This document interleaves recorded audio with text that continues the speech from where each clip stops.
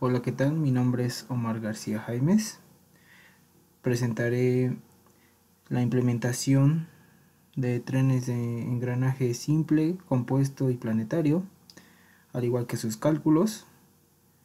Empezamos con el tren simple de engranajes, el cual se implementó para abrir y cerrar un par de puertas corredizas. Se pensó utilizar un número par de engranajes para que los engranajes de extremos o los de salida eh, tuvieran un sentido de giro contrario entre ellos. También se tuvo que implementar una cremallera donde dichos engranajes de salida son el piñón.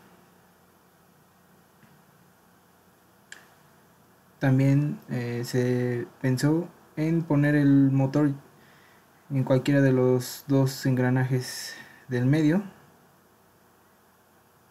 Si se coloca en el engranaje central izquierdo, el engranaje extremo o de salida del lado izquierdo tendrá el mismo sentido del motor, y caso contrario para el engranaje de extremo o de salida del lado derecho, girará en el sentido contrario.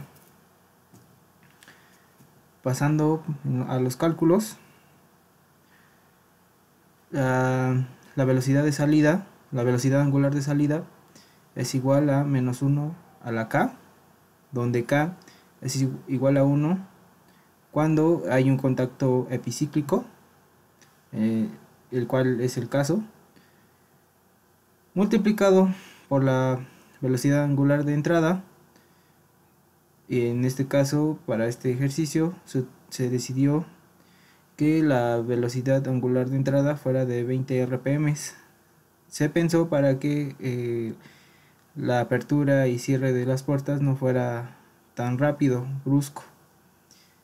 Esto multiplicado por el cociente de la entrada, el número de dientes de nuestro engranaje de entrada, sobre el número de dientes de nuestro engranaje de salida.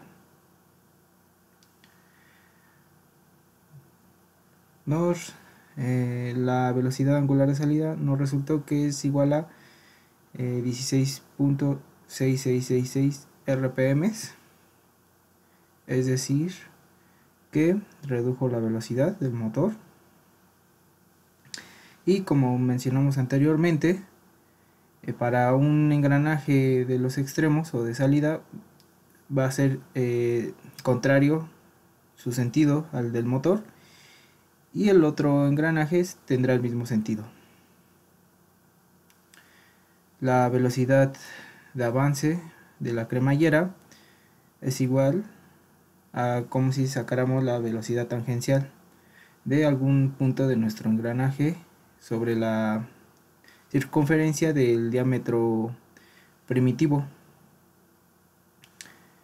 Es la velocidad angular de salida de nuestro propio engranaje que va conectado a nuestra cremallera por su radio.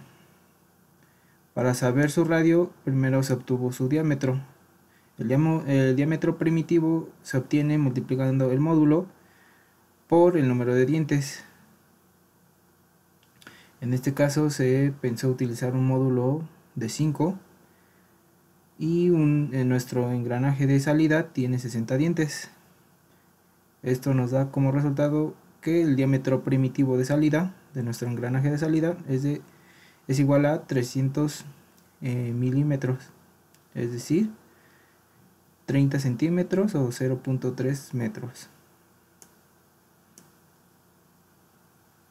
Y bueno, ese es el diámetro, y para el radio solamente es de dividirlo entre 2, que es igual a 150 milímetros o 0.150 metros.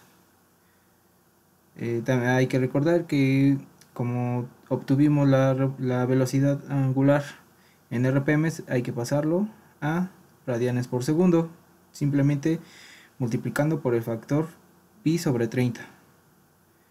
Y como resultado nos da que la velocidad de avance de la cremallera es igual a 0.2617 metros por segundo.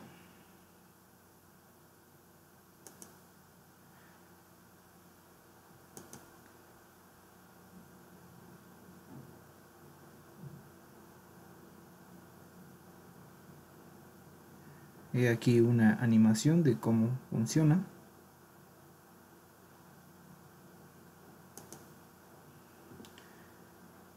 Continuamos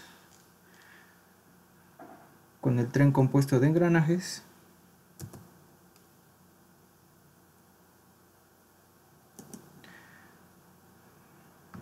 Para este tipo de tren se utilizó una caja de velocidades, una caja de cambios, simple y sencilla, la cual cuenta solamente para modificar la velocidad a 2 de salida, con un eje primario, un eje intermedio y un eje secundario, con sus respectivos selectores y su palanca.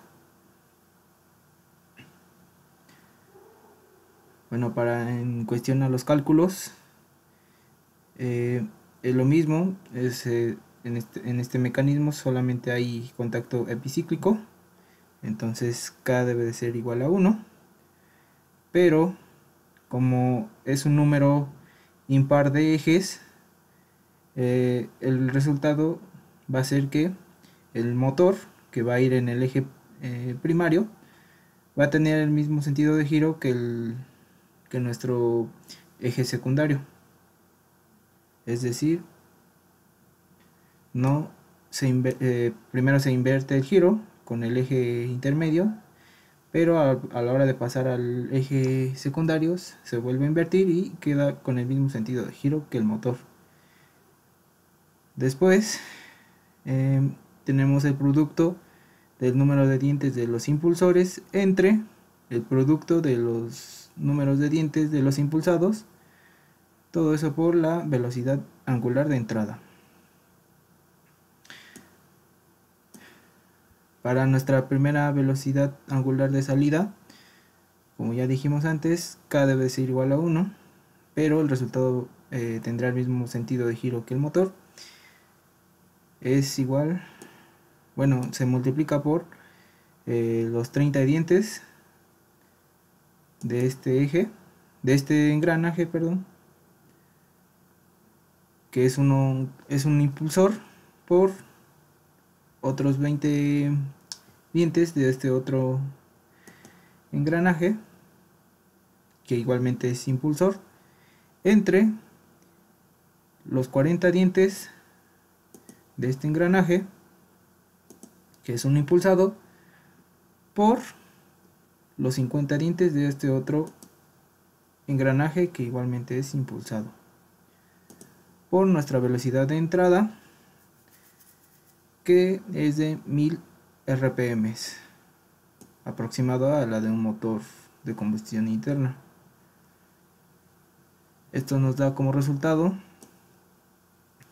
una velocidad de 30 RPM, es decir, reduce la velocidad con respecto a la de entrada.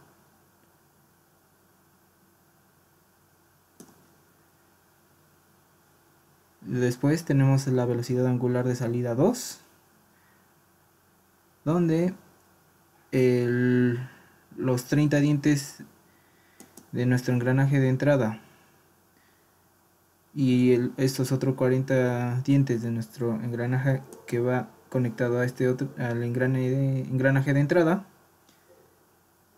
para la velocidad angular 2 solamente cambia que ahora se toma a la otra, este engranaje pequeño que tiene 10 dientes, entre el engranaje que va conectado a él, que tiene 60 dientes, que es un engranaje impulsado, y el pequeño que mencionamos anteriormente es un impulsor. Dependiendo de cómo se encuentra nuestro selector, será la velocidad, cualquiera de estas dos velocidades que obtendremos en nuestra salida o nuestro eje secundario. Para el eje, la velocidad angular de salida 2 nos resultó que es igual a 125 RPM, es decir, redujo mucho más en comparación a la velocidad 1 o de nuestra velocidad angular de salida 1.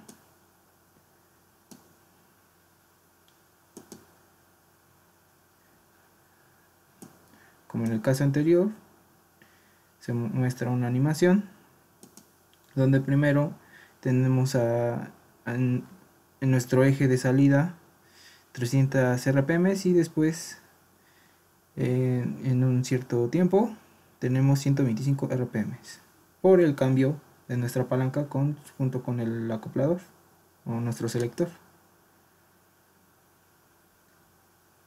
Ahí cambia, y por obvias razones también cambia la velocidad.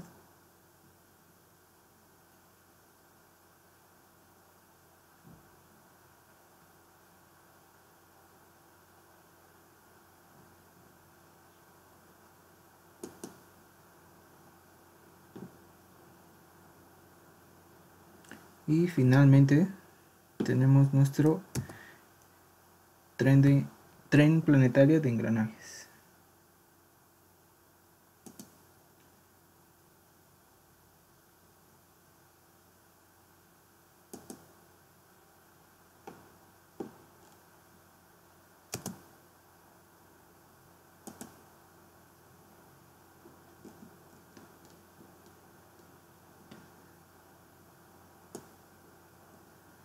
Para este mecanismo se implementó en un juego mecánico típico, que es el juego de las tazas locas.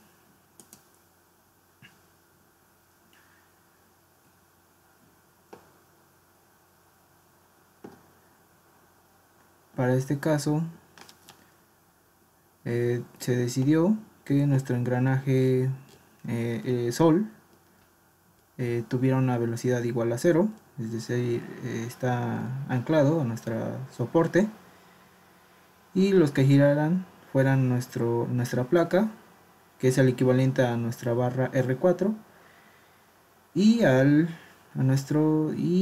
los que giraran también fueran nuestros engranajes satélites, los cuales están conectados o acoplados a nuestras tazas. Pasando a los cálculos, como mencionamos, la velocidad del engranaje Sol es igual a 0. Entonces, para obtener la velocidad absoluta de nuestro engranaje de satélite, que es W2, la velocidad angular del satélite, se puede obtener o se obtiene multiplicando la velocidad de nuestra placa o de nuestra barra R4, la velocidad angular, por la suma de 1 más el cociente de el radio de nuestro engranaje Sol entre el radio de nuestro engranaje satélite, y nos da como resultado 26.666 RPM.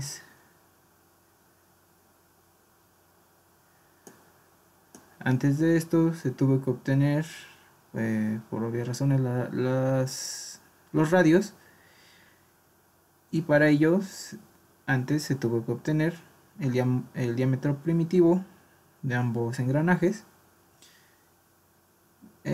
Para ello se multiplica el módulo por el número de dientes de cada engranaje. El módulo que se escogió fue de 10, igual a 10. Y para el número de dientes de nuestro engranaje Sol es igual a 200. Haciendo el producto nos da que es igual a 2000 milímetros, es decir, 2 metros. Y para el diámetro primitivo de nuestro engranaje satélite es igual a 1200 milímetros, es decir, 1.2 metros. Para sacar sus radios simplemente es dividirlo entre 2.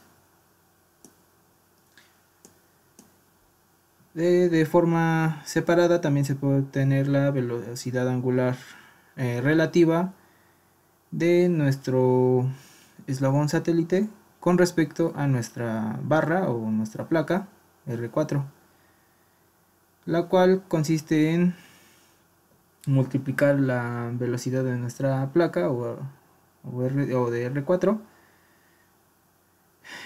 por el cociente entre R3 y R2, dándonos un resultado de 16.6666 RPM.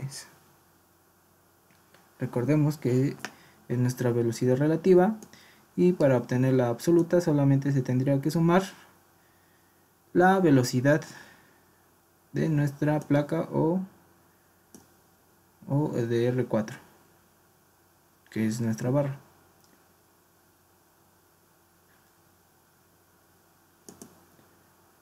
Y como en los casos anteriores, también se muestra una animación.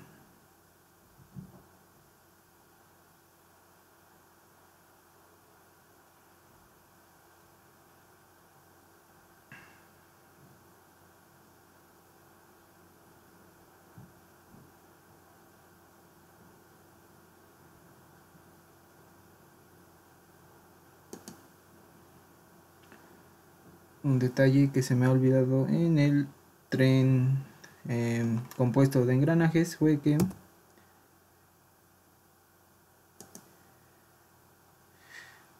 el módulo de todos estos engranajes es igual a 4.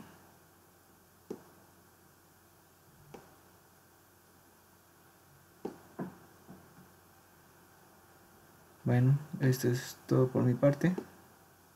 Gracias.